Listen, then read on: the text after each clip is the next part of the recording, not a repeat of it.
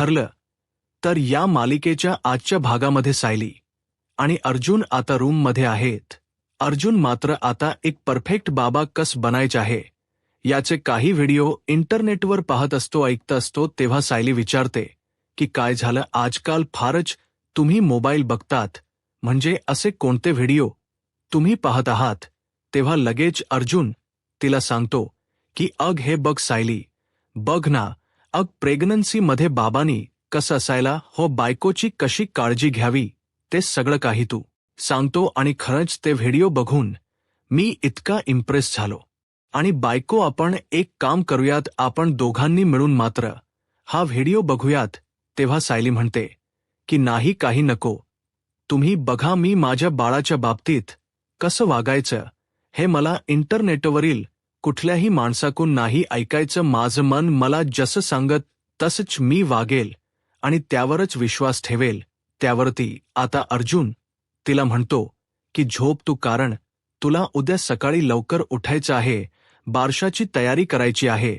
परंतु हे सर्व मात्र मी बघूनच ठरवणार आहे, कारण मी ठरवलेलं आहे की मला बेस्ट बाबा व्हायचं आहे आणि शेवटी मी तो बाबा होऊनच दाखवणार. यावरती सायली म्हणते की अहो ऐका ना, कारण तुम्ही सुद्धा आज लवकरच झोपा, कसं आहे की उद्या सगळ्यांना काम थोडं थोडं पडणारच आहे. अर्जुन म्हणतो की ठीक आहे, मी फक्त 10 मिनिटात झोपतो, गुड नाईट करतो. तेव्हा सायली म्हणते की अहो, तुम्ही जर असं जागरण करत बसला तर मला कशी झोप लागेल बरं. अर्जुन म्हणतो की अगं काही नाही, मी फक्त 10 मिनिटात झोपतो. तेव्हा आता सायली झोपते. परंतु आता अर्जुनने आ व्हिडिओचा आवाज वाढवलेला असतो आणि तो आता त्यामध्येच मग्न असतो. परंतु सायलीची झोप मात्र उडते. आवाजाने तिला काही झोप लागत नसते. तेव्हा सायली म्हणते की कसं आहे की एखादी गोष्ट जर आपल्याला बघायची नसेल तर आपण डोळे बंद करू शकतो, आणि जर ती गोष्ट ऐकायची नसेल तर कान बंद करून घेण्याची अजून काहीतरी सोय आपल्याकडे नाहीच. तुमच्या मोबाईलमधून जे आवाज येतात तर ते ऐकण्याची जबरदस्ती माझ्यावर करू नका. आणि तेवढ्यात आता अर्जुन म्हणतो की सॉरी, मी विसरलोच होतो. आणि तो हेडफोन घेतो आणि म्हणतो की बायको बघ हेडफोन. तेव्हा तो कानामध्ये हेडफोन घालतो. सायली परत झोपते आणि परत मात्र ती आता म्हणते की अहो, परंतु अर्जुनच्या कानामध्ये हेडफोन असतात. तेव्हा ती मांडीवर चापट मारते की अहो. तेव्हा कुठे अर्जुन कानातील हेडफोन काढतो आणि काय असं विचारतो. तेव्हा सायली म्हणते की हे बघा, अंधार असला की डोळ्यामध्ये प्रकाश खुपतो. आता काय म्हणालात की बॅड मोबाईल मॅनर्स. अहो मग तरी सुद्धा तुमच्या हा मोबाईलचा प्रकाश माझ्या डोळ्यामध्ये खुपतोय. ते गृहात किंवा सिनेमागृहात जसा मोबाईल चालू ठेवायचा नसतो तसा सुद्धा आपल्या अंधाया खोलीमध्ये हा मोबाईल चालू ठेवायचा नसतो. प्लीज मला झोपून द्या. तेव्हा अर्जुन म्हणतो की ओके, रिलॅक्स, त्रास करून घ्यायचा नाही, मी लाईट बंद करतोय आणि झोप आता, शांतपणे झोप. तेव्हा तो फ्लॅशलाईट आता कमी करतो आणि परत कानामध्ये हेडफोन घालून सायलीला गुड नाईट करतो. तेव्हा सायली आता झोपते. तेव्हा सगळं काही आवाज सायलीच्या कानावर येत असतो. सायलीला मात्र त्यामुळे झोप उडते. सायली आता रागाने अर्जुनकडे पाहते. अर्जुनच लक्ष सायलीवर येते. अर्जुन म्हणतो की अगं हे बघ, फ्लॅशलाईट सुद्धा कमी केला आणि आता आवाज सुद्धा नाही, कानामध्ये हेडफोन घालून ऐकतो, पण तरी सुद्धा बायको तू असं का बघतेस. त्यावरती सायली म्हणते की कारण तुमच्या इतकी शांतता आहे की तुमच्या कानातील हेडफोन्समधून सुद्धा आवाज बाहेर येतोय. तुमचं नक्की काय चाललेलं आहे, तुम्ही मला झोपून देणार आहात की नाही. हे म्हणजे असं झालेलं आहे की एका वेळेस झोपायचं, एका वेळेस गजर लावायचे आणि एका बाजूला मात्र खायचं आणि एका बाजूला झोपून द्यायचं नाही. मला एकदा सांगा की तुम्ही फोन ठेवणार आहात की नाही. अर्जुन म्हणतो की अगं हे बघ, मी आता आवाज कमी करतो. सायली आता रागाने उठते आणि म्हणते की फोन ठेवा म्हटलं तर अर्जुन घाबरतो आणि ठेवला असं करतो. सायली आता खूपच ओरडते. झोपा म्हटलं ना मी तुम्हाला. अर्जुन म्हणतो की हो झोपलो आणि तो सुद्धा झोप रागवायचं नाही.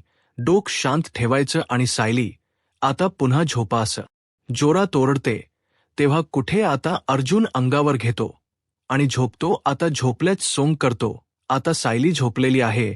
लगेच मात्र आता तिला डोकावून बघतो की खरंच झोपली की काय. तेवढ्यात सायली पुन्हा त्याच्याकडे डोकावून बघते तेव्हा अर्जुन खूपच घाबरतो आणि म्हणतो की अल्लाराम लावायचं होतं मला, आणि लगेच मोबाईल बाजूला फेकतो आणि लगेच झोपतोय. आता पुन्हा तो सायली झोपली की नाही डोकावून पाहतोय तेव्हा अर्जुनला असं वाटतं की आता सायली झोपली. तो लगेच आता उठून बसतो आणि मोबाईल घेऊन आता बाहेर येतो. त्यानंतर आता सकाळ होते. चैतन्याची घरामध्ये बारशीची खूप तयारी सुरू असते. माळा वगैरे सर्व तो घेऊन आलेला असतो. सगळेजण आता तयारीला लागलेले आहेत. अर्जुन, साहिली, प्रतिमा हे सगळेजण अस्मिता बाळाला घेऊन उभी आहे.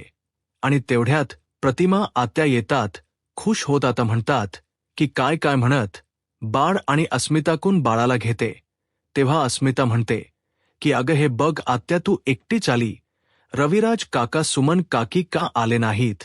आता प्रतिमा आत्या म्हणतात की अगं हे बघ रविराजांना यायचं होतं पण अत्यंत महत्त्वाच्या कामासाठी त्यांना पुण्याला जावं लागलं. आणि हे बघ ना, सुमनच्या भावाची तब्येत बरी नाही. छान ती बाळाशी गप्पा करत असते. त्यानंतर आता कल्पना सायलीकडे येते आणि विचारते की काय मदत करू बरं. त्यावर आता कल्पना म्हणते की अगं सगळं काही झालेलं आहे. तू फक्त बस आता, आणि मला माहिती आहे की तू रिकामी काही बसणार नाही. प्रतिमा परत त्यांना मदत करायला येते.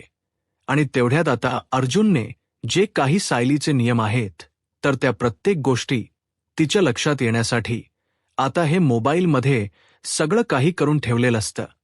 तेवढ्यात मोबाईलमधील आता सायलीची ती वेळ पाणी पिण्याची झालेली आहे. त्यासाठी तो अल्लार्म वाजत असतो.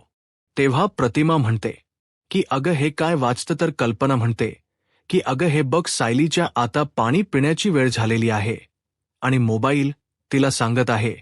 तेव्हा आता चैतन्य हसतो आणि म्हणतो की ऑफिसच्या कामासाठी असे अल्लार्म लावत नसतो, आणि जर लावले असते तर माझी गरजच पडली नसती. सगळेजण खूपच हसतात. अर्जुनने मस्त पाळणा आता पांढऱ्या खोलांनी आता सजवलेला आहे.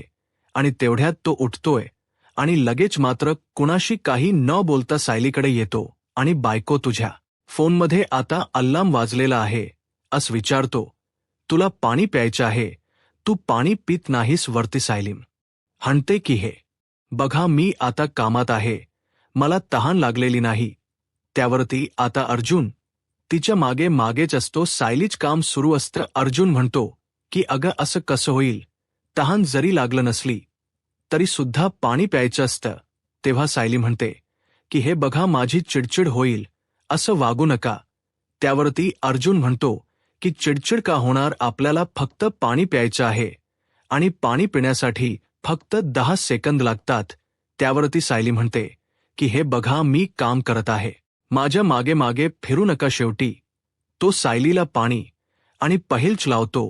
तेव्हा लगेच अर्जुन म्हणतो की हे बघ गुड गर्ल. सायली विचारते की झालं तुमचं समाधान. अर्जुन म्हणतो की हो येस. त्यानंतर अर्जुन म्हणतो की मला एक गोष्ट सांग वर बायको, तू नेहमी असंच करणार आहे का अल्लार्म वाजला तरी. त्यावरती सायली म्हणते की नाही, आता बघा मी फोनच सायलेंट टाकते. त्यावरती अर्जुन हसतो आणि म्हणतो की हे पग कितीही तू फोन सायलेंटवर ठेव पण तरी सुद्धा अल्लार्म वाजणार म्हणजे वाजणारच. तेवढ्यात मात्र अर्जुनने मुद्दाम आता कल्पनाशी तो गोडगोड बोलत असतो की मम्मा तू हे काय करतेस. आणि तेवढ्यात आता त्याने तिथे फोन घेतलेला असतो बहुतेक कल्पनाचा, आणि तो फोनमध्ये आता अलार्म लावतो. तर तो मम्माला म्हणतो की हे काय करतेस. आणि प्रतिमा, त्या तुझ्या निष्गंधाच्या फुलाचा मात्र रामबन उपाय ठरला बर का. आणि तिच्याशी गप्पा करत असतो. आणि तेवढ्यात त्यांच्याशी बोलता बोलता मात्र तो आता त्या मोबाईलमध्ये अलार्म सेट करतो. आणि त्यानंतर अस्मिताच्या जवळ येतो. बाळाशी गप्पा करत करत असं करता करता आता अस्मिता म्हणते की बघ मामा काय करतो. तेव्हा लगेच अस्मिताचा मोबाईल उचलतो आणि म्हणतो की बघ मी फोटो काढतो अस्मिताच्या मोबाईलमध्ये सुद्धा. त्याने अलार्म सेट केलेला आहे. तेवढ्यात मात्र तो अश्विन जवळ येतो. अश्विन माळा लावत असतो आणि मुद्दा म्हणतो की अश्विन अरे इथे जरा जास्त गॅप दिसतो. अश्विन म्हणतो की हो का, आणि तेवढ्यात बोलता बोलता अश्विनचा सुद्धा मोबाईल उचलतो. अरे इथे अश्विन आपल्याला कस छान दिसलं पाहिजेल. आणि तेवढ्यात अश्विनच्या मोबाईलमध्ये सुद्धा तो अलार्म सेट करतो. त्यानंतर राहिला तो चैतन्य सुद्धा आता डेकोरेशन करत असतो आणि चैतन्याच्या जवळ येतो आणि चैतन्याला अगदी बोलता बोलता मात्र तो त्याचा सुद्धा मोबाईल उचलतो आणि त्यामध्ये सुद्धा अलार्म सेट करतो.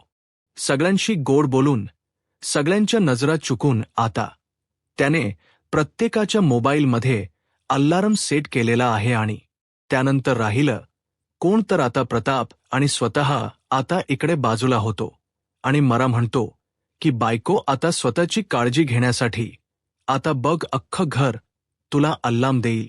त्यानंतर आता इकडे प्रियाने जे जेलमध्ये पत्र लिहिलेलं आहे तर ते कल्पनासाठी म्हणजे सुभेदारांच्या घरामध्ये द्यायचं असतं.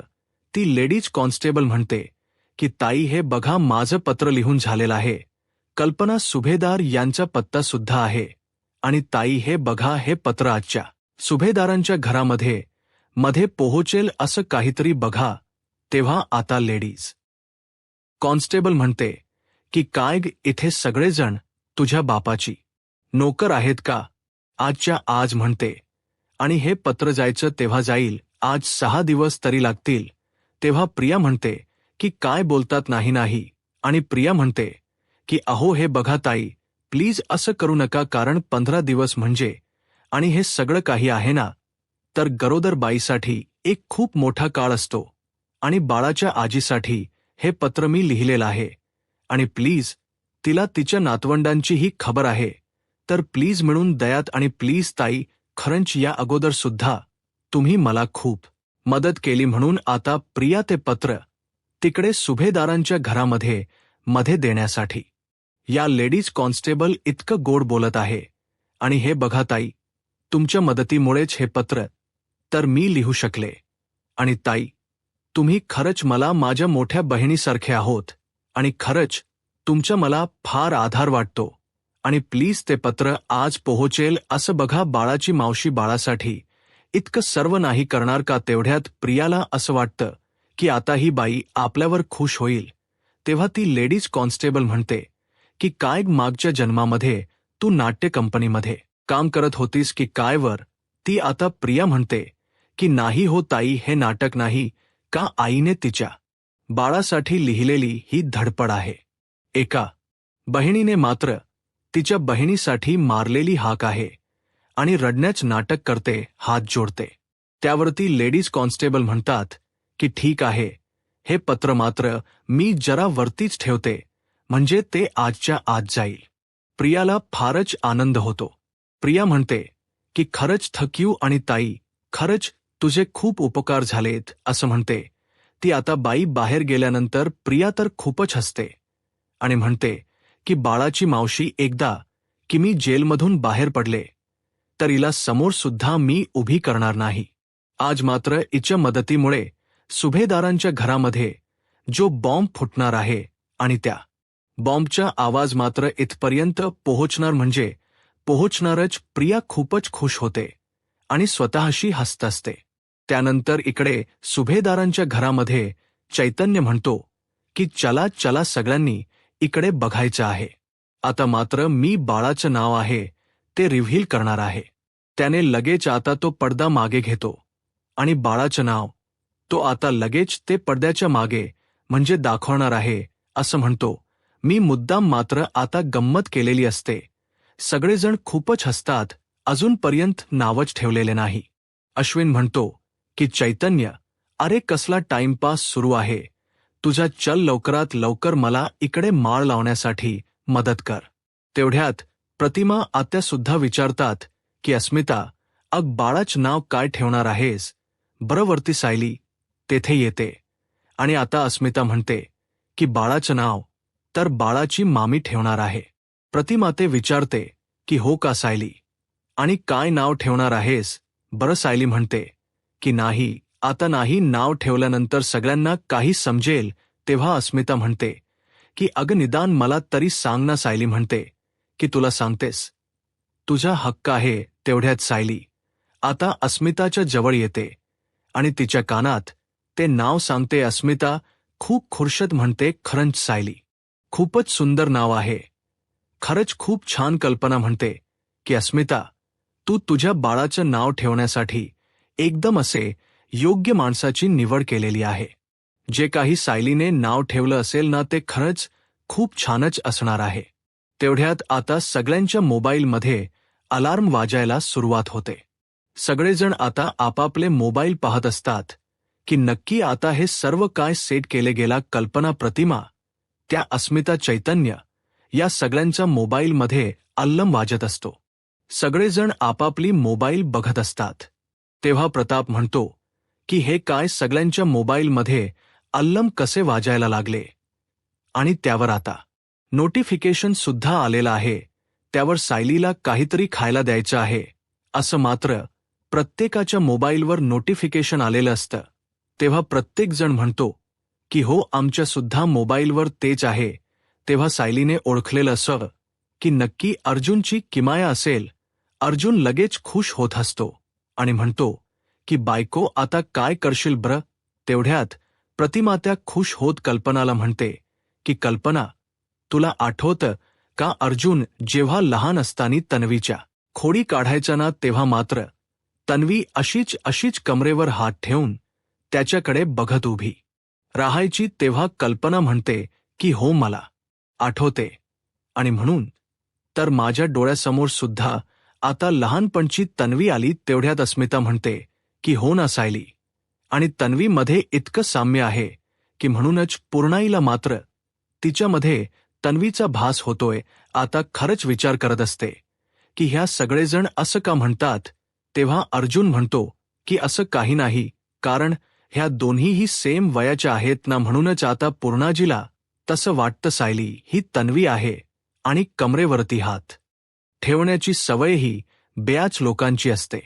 मम्मा, तुला आठवतं का मी लहान होतो तेव्हा आपल्या घरी शेजारचा सुमित खेळायला यायचा. आमच्या दोघांच्या सवया इतक्या मिलर होत्या, कारण इतक्या सारख्या होत्या की लोक आम्हाला काय म्हणायचे तर ट्विन्स म्हणायचेत, आठवते ना? आणि तेवढ्यात प्रत्येक आता मोबाईलवर अलार्म वाजायला सुरुवात होतो. प्रताप म्हणतो की अरे अरे, मी परत अलार्म वाजत असतो. तेव्हा प्रत्येकजण आपापला मोबाईल बघतात आणि म्हणतात की परत का अलार्म वाजला असेल, आणि ते पण सगळ्यांच्या मोबाईलमध्ये एकत्र वाजतात.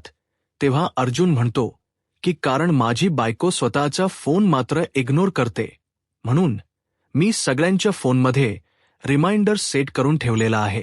आता कसे इग्नोर करेल बरं? आणि चल बायको, आपल्याला ड्रायफ्रूट खायची आहे, लवकरात लवकर चल. तेवढ्यात कल्पना खुश होते आणि म्हणते की अर्जुन, तू एकदम शक्कल भारी लढवलेली आहे, आणि सायली, आता मात्र तुला तुझी काळजी घ्यावीच लागेल. सायली तर पाहतच असते. सायलीला काय उत्तर द्यावं तेच काही कळत नसतं. कल्पना मात्र विमलला म्हणते की जा लवकर लवकर डायूट घेऊन ये. अर्जुन लगेच म्हणतो की एस बायको, चल लवकर, चल लवकर. ऐकत नाही. तेव्हा सायली खुर्चीवर बसते आणि तुमचं काय चाललं असं म्हणते. तेव्हा अर्जुन म्हणतो की अगं काय, कुठे वेळ झालेली आहे, ड्रायफ्रुट्स तुला खायचे आहेत आणि लवकरात लवकर खाऊन घे. तेव्हा सायली रागाने अर्जुनकडे पाहते. अर्जुन म्हणतो की मम्मा, डॅड बघा बरं, तुमची सून बघा बरं मला कशी बघते, आणि ड्रायफ्रुट्स खाऊन घे. तर प्रताप म्हणतो की सायली, अग नवरा लाड करतो तर करून घे ना. तेव्हा आता सायली मात्र अर्जुन बघत आता ते ड्रायफ्रुट्स खात असते आणि रागानेच बघत असते. अर्जुन मात्र हसत असतो. त्यानंतर इकडे चैतन्य वकिलांकडे आलेला आहे आणि वकील साहेब म्हणतात असतात की हे बघा, आता मात्र तुमच्या बायकोकडे तुमच्या अखेरचे जर पुरावे असताल तर मात्र हे अवघड होऊन बसेल. ती मागेल ती पोटकी तुम्हाला द्यावी लागेल. तेव्हा सचिन म्हणतो की मी माझ्या बायकोला एक दमडी सुद्धा नाही देऊ शकत. त्यावरती वकील साहेब म्हणतात की हे कसं शक्य आहे. सचिन म्हणतो की हो शक्य आहे. तेव्हा त्याने जे पुरावे आणलेले आहेत आणि जे खोटो आणलेले आहेत तर ते फाईलमध्ये सगळं काही वकिलांना दाखवतो. वकील साहेब आता ते पुरावे बघून खुश होतात आणि म्हणतात की तुमच्याकडे तर भरपूर पुरावे आहेत. सचिन म्हणतो की हो, या पुराव्याच्या आधार हे केस आपल्याला जिंकायचे आहे. अस्मिताला आणि तिच्या भावालाच माझ्याकडून जेव्हा त्यांनी मागितला ना त्याचा पश्चाताप व्हायला हवा. त्यामुळे वकील साहेब मी तुम्हाला जस सांगेल तसेच केस तुम्ही पुढे लढायचे आहे. आणि ही केस स्ट्रॉंग करण्यासाठी आता एक पेन ड्राईव्ह आहे तर तो वकिलांच्या हातात देतो आणि म्हणतो की ह्या पेन ड्राईव्हमध्ये आणि सगळं काही लक्षात आलंच असेल. बघा आता तुमच्या लक्षात आलंच असेल, परंतु अर्जुन सुभेदार कधीही डेहोसचे केस घेत नसतो. त्याने त्याच्या बहिणीसाठी ही केस घेतलेली आहे. ही त्याची पहिली केस आहे डिओजची. त्यामुळे आता हीच केस मात्र तो हरणार आहे. आणि चला आता आपलं ह्या प्लॅनप्रमाणे काम व्हायला हो. तेव्हा वकीलता ताहे साहेब म्हणतात की हो ठीक आहे, अजिबात काळजी करू नका, सगळं काही तुम्ही माझ्यावर सोडून द्या आणि मी मात्र त्याला असं अडकवतो. तुम्ही फक्त बघत राहा की काय होते. त्यानंतर आता सगळेजण छान तयार झालेले आहेत. अस्मिता, कल्पना हे सगळेजणी आणि मस्त मात्र बाळाला पाळण्यातून आता खारी घेत आहे आणि त्याचं नाव ठेवायचं असतं. तेवढ्यातच सायली मात्र बाळाला घेते आणि पाळण्यामध्ये ठेवते. त्याच्या कानामध्ये नाव सांगते आणि कुर असं म्हणते.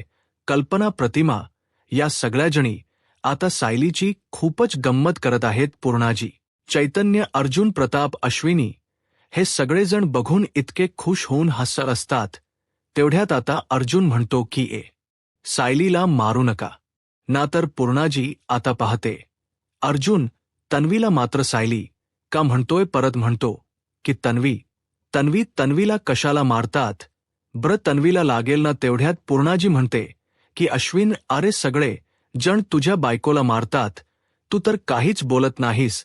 तेवढ्यात अश्विन म्हणतो की हो नका मारू, का मारतात तिला. पूर्णाई देखत आता त्याला ला नाटक करावं लागतं. आता प्रतिमा, आत्या म्हणतात की अरे रीत असते तशी. तेवढ्यात कल्पना विचारते की बरं तन्वी, अगं आता तरी सांग काय नाव ठेवलेलं आहेस.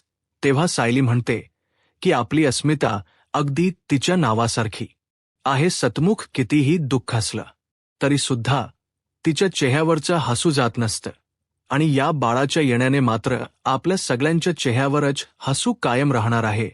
म्हणूनच आपल्या बाळाचं नाव आहे.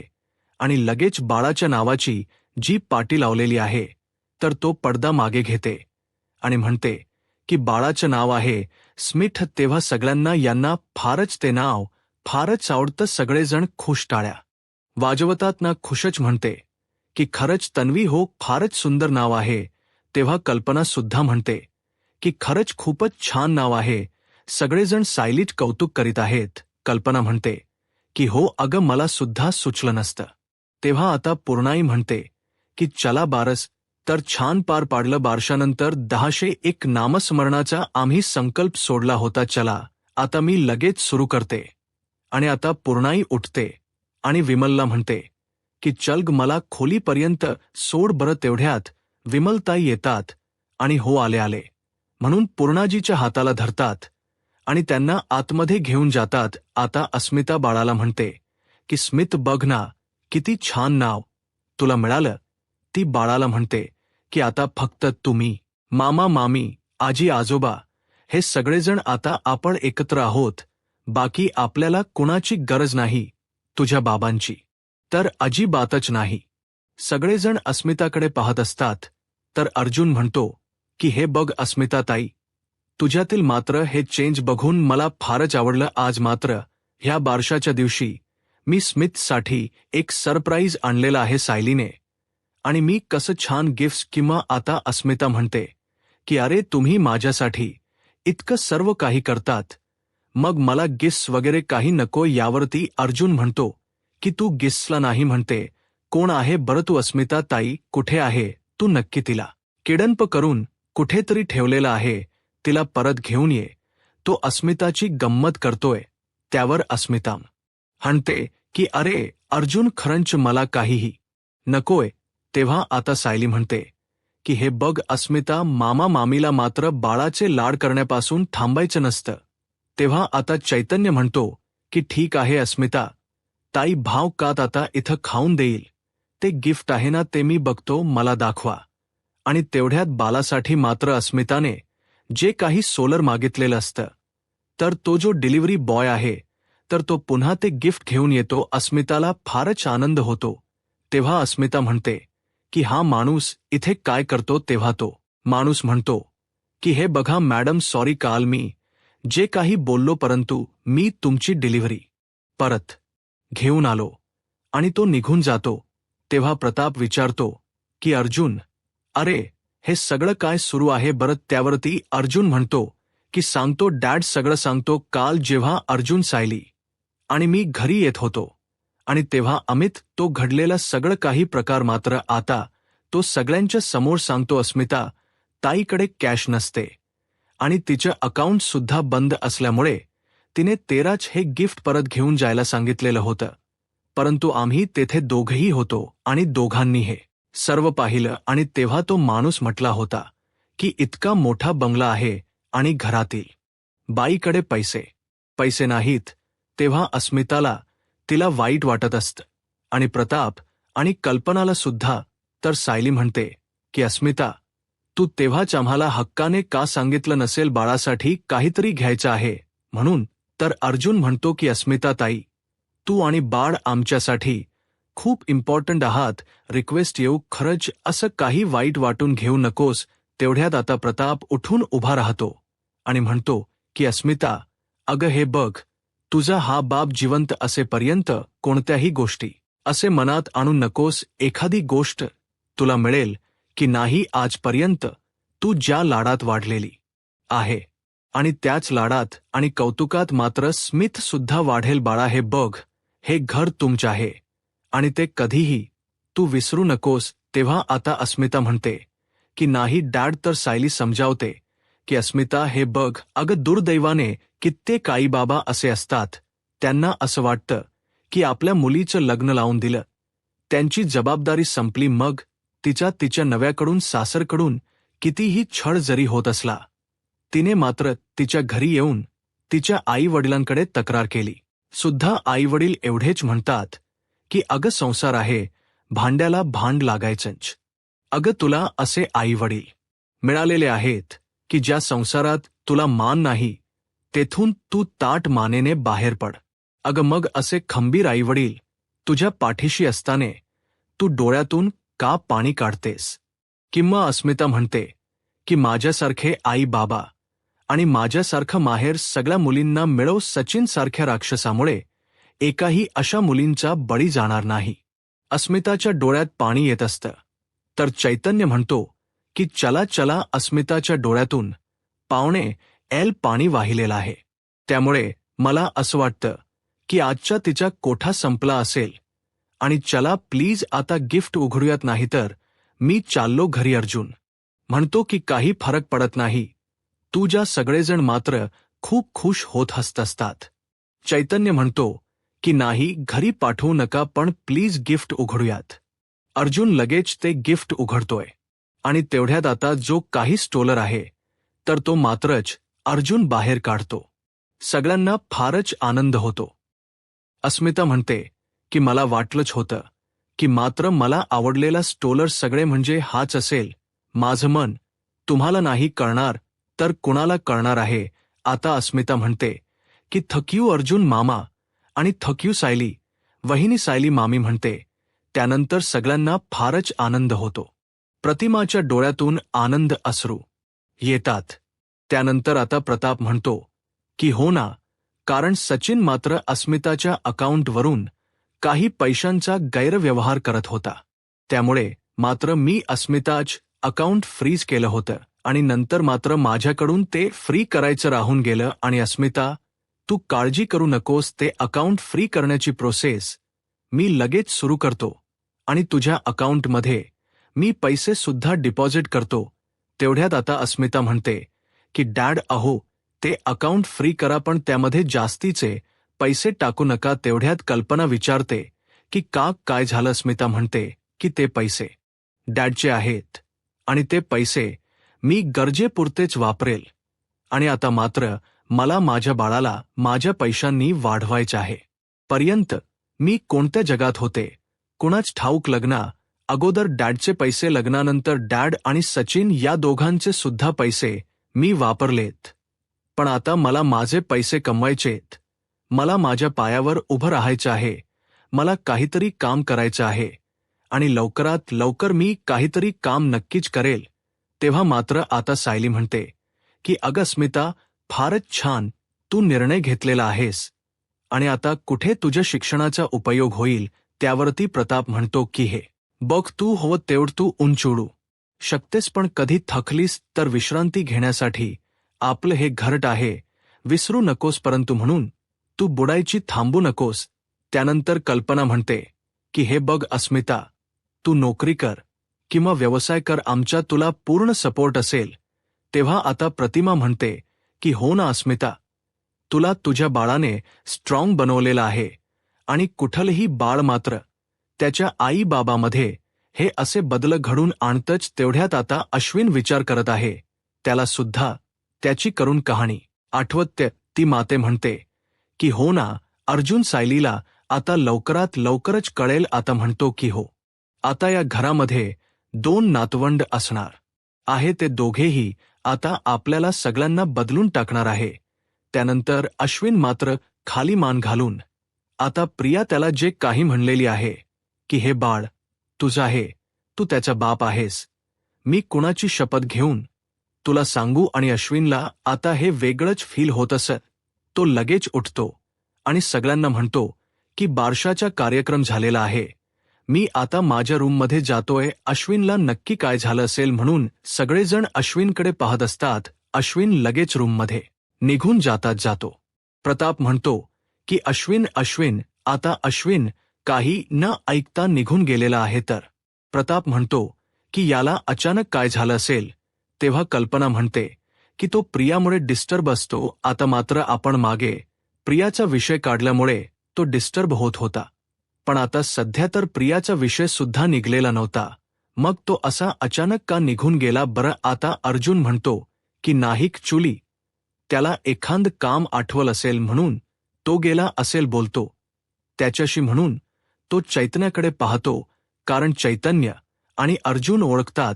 मी त्याच्याशी बोलतो असे बोलून आता अर्जुन अश्विनशी बोलला, आतमध्ये निघून जातो. तेव्हा आता सायली सगळेजण खूप खुश असतात आणि हा भाग येथेच संपतो. पुढील भागामध्ये मात्र पोस्टमन आलेला आहे.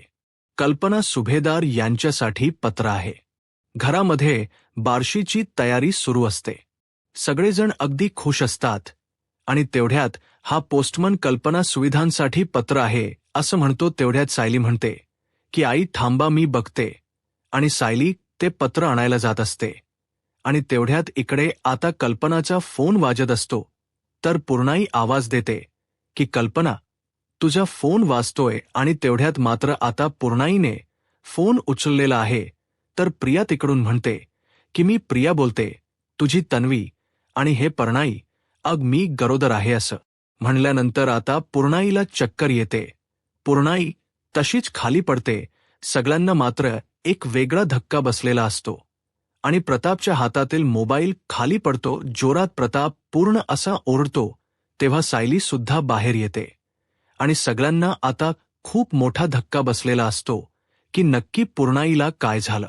यूट्यूब चॅनलला सबस्क्राईब करा आणि व्हिडिओ लाईक करा. धन्यवाद.